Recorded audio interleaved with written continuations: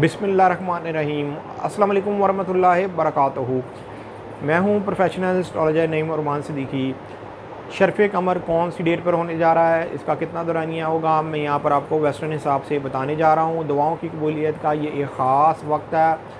इस वीडियो के अंदर मैं पाकिस्तान के टाइम और डेट के मुताबिक आपको बताऊँगा। अगर आप पाकिस्तान से बाहर हैं तो पाकिस्तान के टाइम के मुताबिक और डेट के मुताबिक अपनी कंट्री के हिसाब से टाइम और डेट को मिला लें और ये देख लें कि आपकी कंट्री में वो वक्त कब शुरू होगा।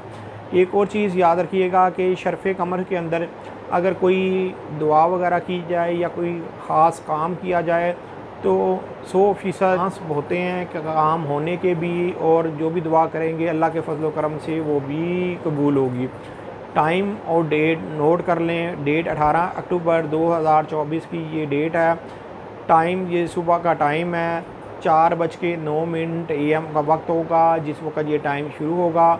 और ये टाइम 18 अक्टूबर 2024 को 5:44 ये भी AM का वक्त होगा जिस वक्त ये टाइम ख़त्म हो जाएगा।